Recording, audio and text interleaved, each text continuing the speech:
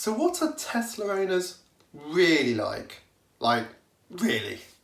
Welcome to the club number 908. If you're new to this channel, my name is Andy. I owned a Tesla Model S for 2 years. I sold it back in February, ordered a Model 3. I then cancelled the Model 3 because COVID hit and we couldn't even travel down to the service centre. Long story, watch another video. But in those 2 years of ownership, I feel that I immersed myself in Tesla ownership in the UK. I joined the official owners group, I volunteered at the Fully Charged show, being a taxi driver for guests, I volunteered at Silverstone Classic, and I did loads of other events on top of that. I would argue that the Tesla owners group has some fantastic people in there. But I'm also aware that there are some fans of Tesla that are maybe just going a bit over the top. Okay, let me explain a bit more. So, when I first bought the Model S back in 2018, it was a bit of a punt because back then there was always the possibility that Tesla were going to go bust. You know, in the UK we didn't have the Model 3, it was just the S and the X. You were very much buying into a technology that was quite new, and the charging network was not as good as it is now, and so much of it was a punt into the unknown. Because of that, the type of people who were buying Teslas on the whole were very open-minded, very forward-thinking. They were aware of their place on the earth and, you know, the damage that's been done by humanity, and they just looked out for other people, and they were, I would say, really nice people. You know, since that's happened, obviously the Tesla ownership in the UK is pretty much doubled, if not more. So there's a wider variety of people. And there are some people who just want it for the 0% benefit in kind. And they're probably unlikely to even watch this video.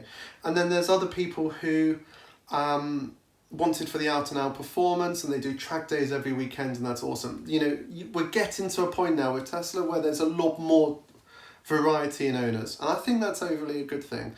But the problem that I see, and the reason for this video, is that some people are so disgusted by the type of people that they see on Twitter and comments, and, you know, the mega Tesla fanboys. It puts them off buying the car. That's bonkers. Like, really bonkers. Like, if that puts you off the car, then step away from your phone and get off social media, because your idea of what owning a Tesla is like is completely different to what the reality is. Like, when I did events, I was surrounded by people who were just generous, friendly, nice people who loved their cars, loved the technology, and were excited about loads of new things. They were also insanely critical of Tesla, which is something that people can't get their heads around, because the most critical people of Tesla are the owners. But they do it in a way where they work together as a community, and they put together documents, and then they go and see politicians, and they go and see, you know, Tesla. And, you know, it's people like Will, who's, you know, still the head of the owners group, who's physically goes and speaks to, you know, Elon's assistants and tells them what the problems are. And then they get upgrades such as pin to drive. And they, you know, go and see politicians in London to further EV development. There's a lot of things that go on in the EV world that the Tesla owners group have had a big impact on. And this is in the UK, obviously. Further afield in other countries I'm less sure of. But if this video just makes one person reconsider buying a Tesla, and they go on to buy one and they love the car, because they put that thought to one side of, is, you know, I think this is the right car for me, and if you're not certain if it's the right car for you, check out one of my other videos where I ask, do Tesla make the best EVs?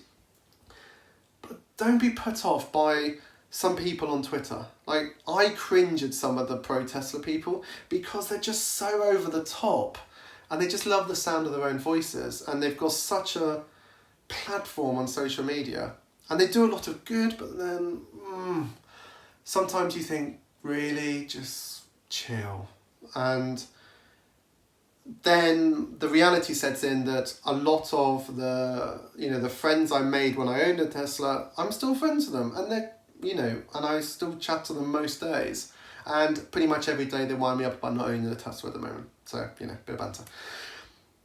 But yeah, the summary of this video is purely the owners group and the Tesla owners that I have met are amazing. Really, some of the best people I've met. Some of the social media profiles that are allegedly, Tesla super fans, they're a little bit nauseating. The people who criticize in a really brutal way anyone who doesn't buy a Tesla, I've got no time for those type of people. Elon's mission is to accelerate the transition to sustainable transport. The mission of Tesla is to accelerate the advent of sustainable transport. So me buying an i3, Elon would be happy with that. And I just feel that the owners group within Tesla are so much better than the fanboys that you see on social media. Most of them are probably teenagers that don't even have a car. So yeah, don't let the negative side of the Tesla fanboys and all that type of stuff put you off from buying a car, because they're brilliant. Just get involved in the owners group, go to some events, talk to the owners of places that are fully charged. Then you'll get a lot better idea of what true owners are like. So yeah, thank you very much for watching. If you've got any questions, comment below, and see you in the next video. Thanks very much. Bye.